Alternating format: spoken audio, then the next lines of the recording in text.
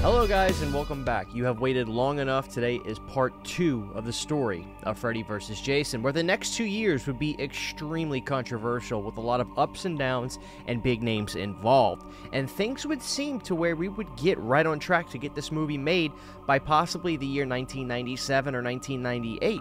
So close that magazines were talking about it, New Line was talking about it, New Line was even putting out trailers at big film festivals. Part 2 is not only going to talk about some of the scripts that would get purchased and worked on heavily from New Line and the team, but also New Line finally hiring a director and seeing how close yet how far this project would still be. So the Peter Briggs draft would be the very next draft that would have the most notoriety at the time.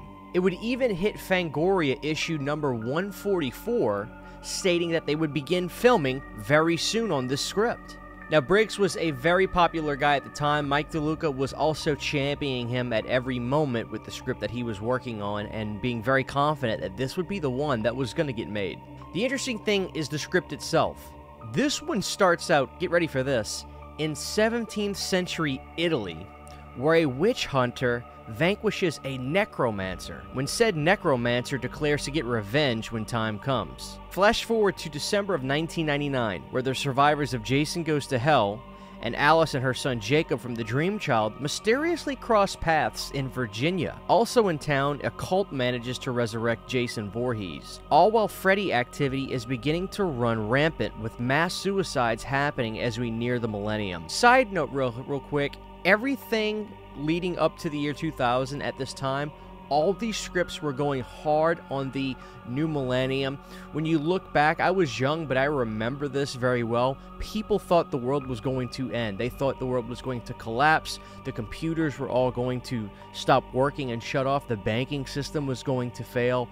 There was mass hysteria for Y2K. But the media also bit into it. There were VHS tapes called How to Survive the Millennium. I remember having one with Spock being Leonard Nimoy being the host of it. Literally, it was called How to Survive the Millennium, where they were teaching you how to stock, get a bunch of cans for food for survival, where to stock this stuff, how to make a bomb shelter. It was ridiculous, but the hysteria was there. People thought the world was ending in 2000, and writers leaned heavily into this at the time. But there'd be no doubt that this would be the most ambitious script for Freddy vs. Jason up until this point. No doubt it would have cost a fortune, and the title is somewhat misleading in the sense that with the exception of a 3-minute tiff, Freddy and Jason actually work together. They want to plot massive destruction.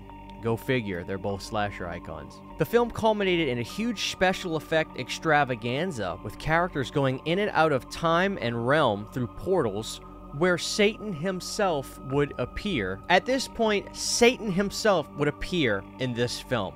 Now, if that isn't enough, Freddy and Jason end up not agreeing with Satan and want to actually kill Satan when he arrives. So it's like, we've talked about this before, where we've heard Adam Marcus talk about both icons being in hell, and the devil's like, one of you are going to be my assassins. Well, in this one, Freddy and Jason are about as evil as they get. Freddy and Jason are like, screw you, we're going to kill you. Now, right as this battle is taking place, we at the stroke of midnight, and this is where our heroes like Creighton Duke and Alice and her son Jacob are able to escape this portal right in the nick of time, where they can escape and get to the year 2000, where neither Freddy or Jason were able to establish true dominance, meaning that there is no true Hell's Assassin, so none of them could lock in before the millennium started, meaning the millennium would go on. But the interesting thing about this was Briggs himself. Now, he claimed that he really did not even want to do this script at first. As a matter of fact, he turned it down from DeLuca when offered the chance to write it. He was the author of the first Alien vs. Predator script, which won massive praise from 20th Century Fox, but he didn't think he could write the script because, quite frankly, he claimed he hated the Friday the 13th movies. Not everybody can have good taste. But in another note, he claimed that he really liked the Nightmare on Elm Street movies for all of their creativity and claimed that he was a big fan of that entire franchise. The thing that actually sealed his deal for saying, okay, I can create some sort of mythology with the story was this. This was the most interesting thing. Briggs claimed after he binged watching all the Friday the 13th movies with an attempt to write a script, he said by part 8 there was nothing he could create. But he claimed when he put on the VHS tape of Jason Goes to Hell, that was the film to him that said, okay, thank you. I can create something with this now. So he thought that Jason Goes to Hell had enough creativity and some science behind it with some mythology that he says, okay, we can create a story here with these two characters. So for all the hell that Jason Goes to Hell gets from the horror fan base, Briggs claimed that Jason Goes to Hell would be the door that would open up to him being able to write a treatment for Freddy vs. Jason. So Mike DeLuca championed the script that he made, brought it to New Line, where New Line fumbled with it and ultimately said, this is going to cost a fortune. That script would soon be exiled, and that film would never be seen. That film has leaked online, and many fans have read it, and from what I've gathered from the book, and also from what I've read, it's one of the most popular Freddy vs. Jason scripts online. And it's not too hard to understand why. You've got legacy characters from the series, like Creighton Duke from Jason Goes to Hell. It's very nice that the Nightmare on Elm Street franchise actually didn't kill off a great character for once. They let Alice live with her son, and Creighton Duke would have been a crazy combination. I can only imagine Alice and Creighton Duke fighting off both Freddy and Jason in a film, all while dealing with the new millennium, which is going to be the end of the world. It's a shame, but ultimately, the script was just deemed too expensive, and New Line felt that we couldn't do it. This is like the third, fourth, or maybe even fifth script at this point that New Line had purchased and decided they were going to use for the film. So when we talk about how much Freddy vs. Jason costs, we have to remember how much money these scripts cost. They're not cheap. Thousands and thousands and tens and 20s and 30s of thousands of dollars that they're buying these for, and ultimately just saying, nah, we're not going to do this. So keep that in mind as we continue along this journey. So now at this point, New Line would seek to hire even more writers to finally get this film underway.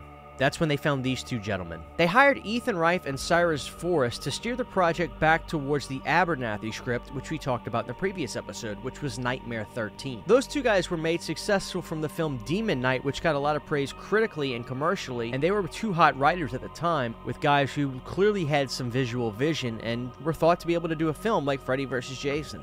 I agree. Now, their treatment was dubbed Freddy vs. Jason: The Millennium Massacre. Again, the Y2K thing at this time was so massive, everybody was trying to get involved in it. This was sought to have the Fredhead cult rescue Freddy from a netherworld, which is a space region between reality and the dream world. The older sister of the Virgin Bride that they used to resurrect Freddy gets wind of what's going on. This is an interesting thing where a mysterious person from Freddy Krueger's past teams up with the older sister to try to stop Freddy. This mysterious person would turn out to be the judge who forgot to sign the search warrant from back in the day when Freddy got away from his crime. I actually thought that was a really interesting twist and a really cool thing, because that's a character that even though we may not have seen before in movies, it's something as fans we know about, and it's something that can make sense in a way. This person has felt so much dread and despair for what they did. They want to stop at nothing to stop Freddy Krueger from hurting other people and stopping him in general. So I actually thought that was a good job. Good job, guys. I like that. Okay, so get ready for this, because this is where you, the fans, can decide if this is too much mythology and making too much of it,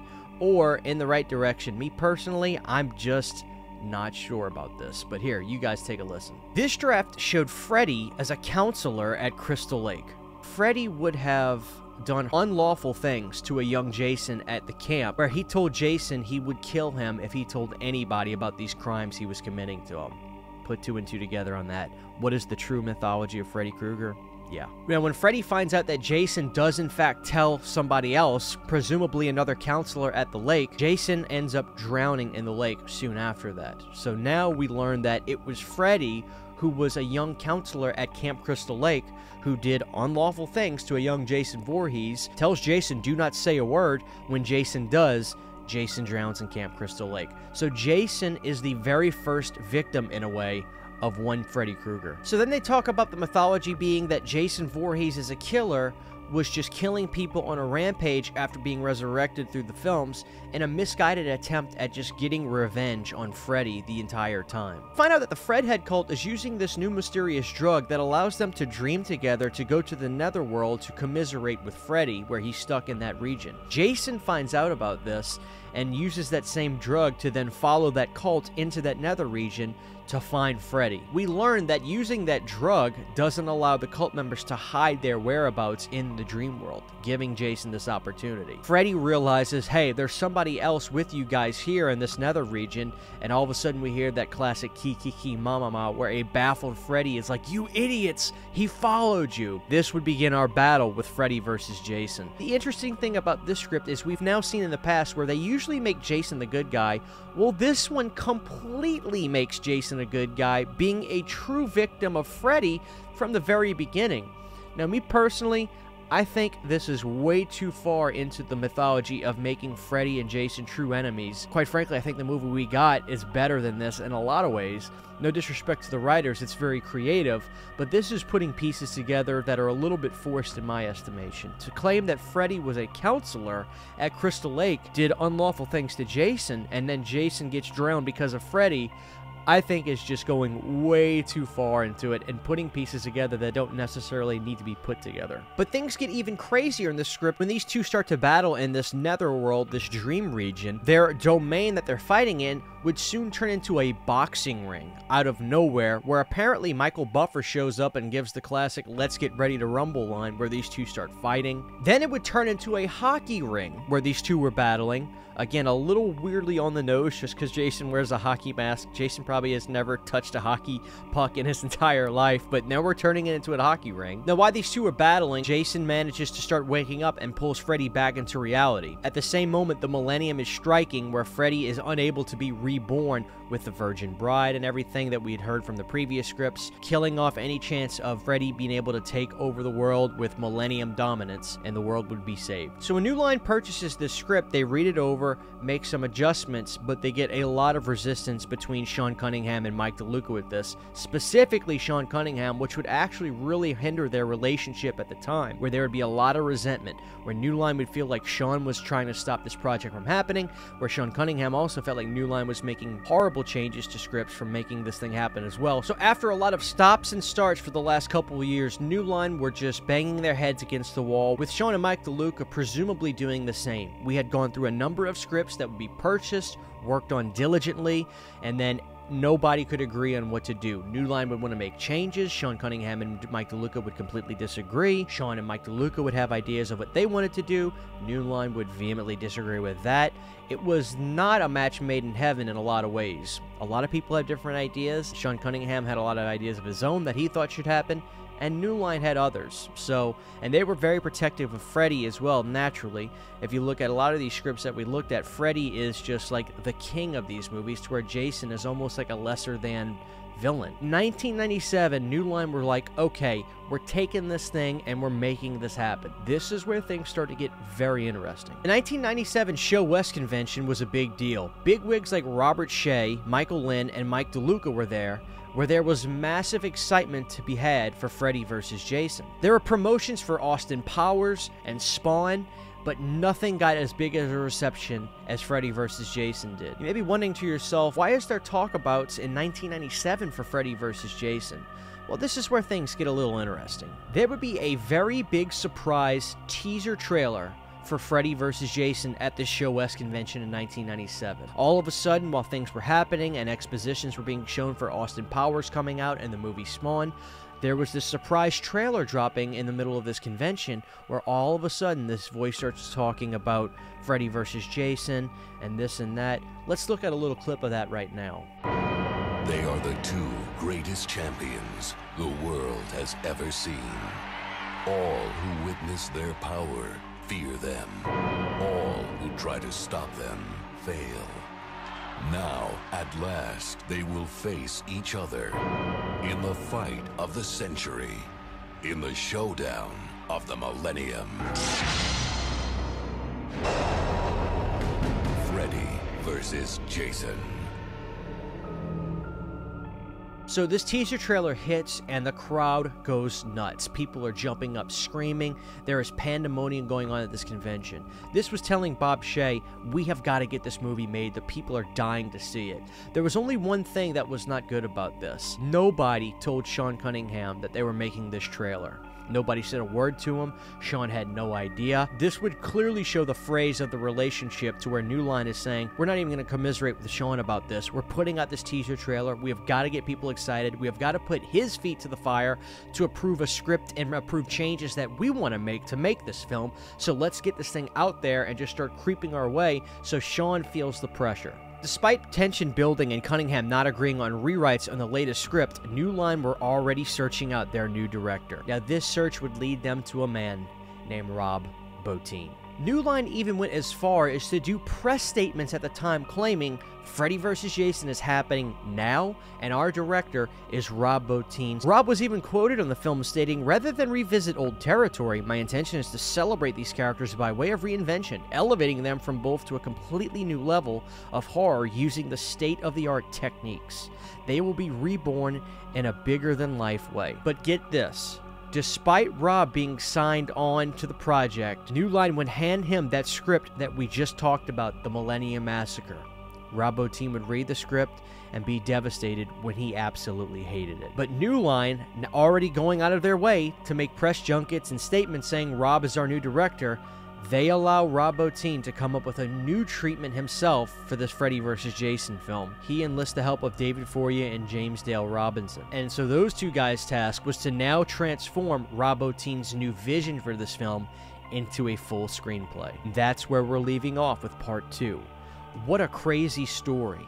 New Line buying all these scripts, working on scripts with Sean and Mike DeLuca, nobody seeing eye to eye, crazy Millennium scripts, end of the world pandemonium, and here we are, New Line going behind Sean Cunningham's back, hiring a director, putting out a teaser trailer at a show convention. They hire the guy, and he hates the script that they want to go with. How about have a pitch meeting with him? How about have him look at the script before trying to hire him?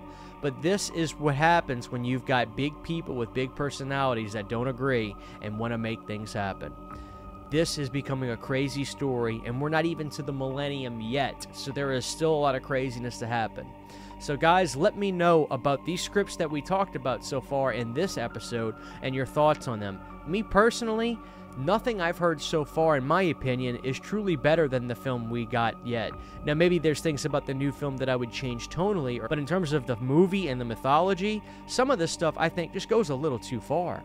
I mean, making Freddy a counselor at Crystal Lake, that's just too on the nose for me. But nonetheless, I'd like to hear your thoughts on it.